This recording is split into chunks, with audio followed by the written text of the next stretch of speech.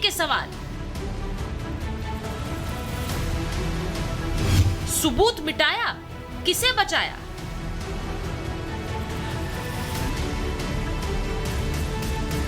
ममता करे तो प्रदर्शन और दूसरे करे तो सियासत। टीएमसी सड़क पर उतरे तो इंसाफ, लेकिन कोई और सड़क पर आए तो लाठीचार्ज।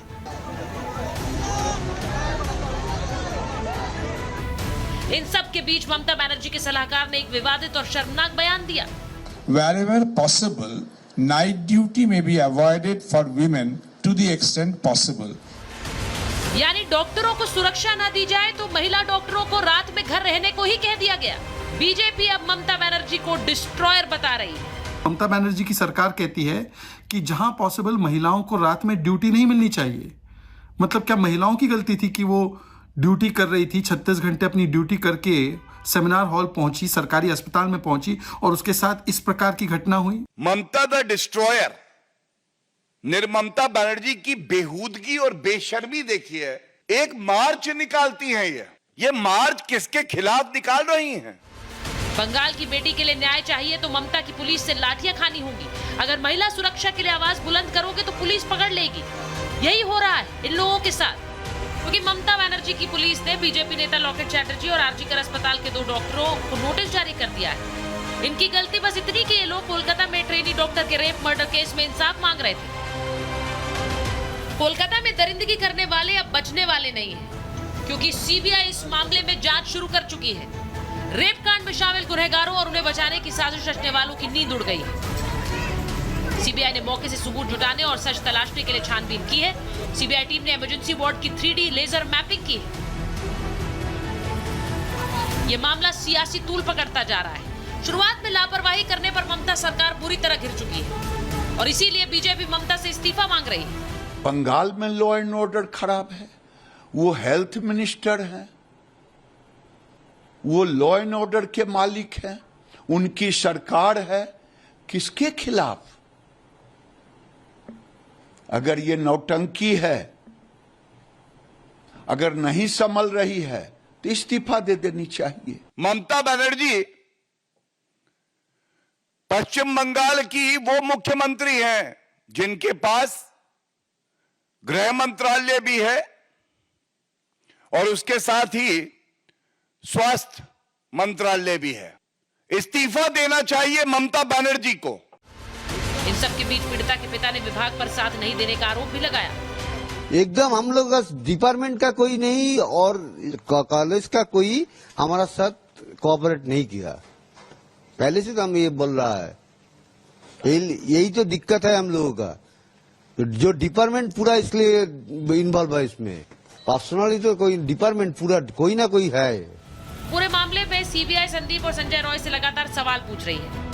घटना के दिन क्या क्या किया, कहां गए, घटना वाले दिन किस किस से मुलाकात की, वारदात की रात शराब पी थी, कितनी शराब पी, वारदात वाली रात सेमिनार हॉल क्यों गए थे। ऐसे ही सवाल सीबीआई ने अस्पताल के प्रिंसिपल संदीप घोष से किए।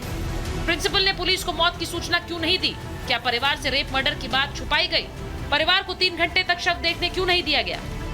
जैसे जैसे जांच आगे बढ़ रही है वैसे वैसे कई खुलासे सामने आ रहे हैं। परिवार का बयान और पूर्व प्रिंसिपल संदीप घोष के बयान मेल क्यों नहीं खा रहे? संदीप के फोन से कई अहम मैसेज और डेटा डिलीट क्यों किए गए? आज महाभारत में सवाल ये कि क्या ममता सरकार ने जानबूझकर जानकारी छुपाई? अस्पताल में कौन सा ऐसा रैकेट चल रहा है जिसे छिपाने की पूरी कोशिश की गई? क्या पूरे मामले की जड़ तक अगर पहुंचेंगे तो ममता सरकार की नींव भी हिल जाएगी? Bureau report, Republic Bharat.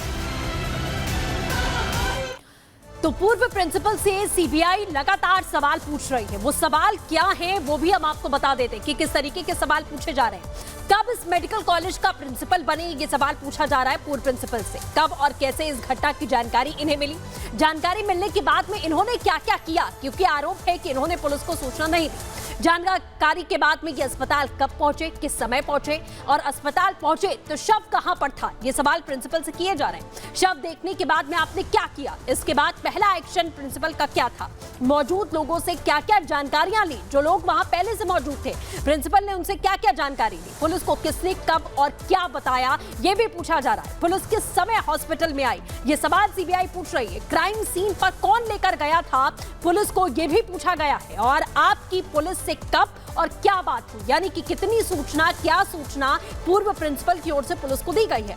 Crime scene को प्रिजर्व क्यों नहीं किया गया, जो सबसे बड़ा सवाल है हॉस्पिटल प्रशासन के ऊपर, क्योंकि उसे रेनोवेट करवा दिया गया। परिवार को कब और किसने सूचित किया, यह भी पूछा जा रहा है। परिवार को क्या क्या बताया गया और आपको सुसाइड का केस किसने बताया था कि उस महिला ने सुसाइड किया है। परिवार को गलत जानकारी आखिरकार क्यों दी गई, यह भी सीबीआई पूछ कर रही है। और किसके कहने पर यह गलत जानकारियां प्रिंसिपल की ओर से मुहैया करवाई गई हैं, यह पूछा जा रहा है, जानने की कोशिश की जा रही है। संजीव रॉय आपसे पहली बार कब मिला था, संजीव अस्पताल में क्या काम करता था, यानी कि जो मुख्य आरोपी इस पूरे मामले में गिरफ्तार हुआ है, क्या वो हॉस्पिटल में आता जाता था, यह भी पूछा गया। और कोलकाता हाईकोर्ट में आज आपको बता दें, लेफ्ट समर्थित वकीलों की तरफ से एक प्रोटेस्ट किया गया था। प्रदर्शनकारी वकील ममता बनर्जी के खिलाफ में जमकर नारेबाजी करते हुए नजर आ रहे थे और उसी दौरान वहां से गुजर रहे टीएमसी सांसद कल्याण बनर्जी बुरी तरीके से भड़क गए उनके ऊपर।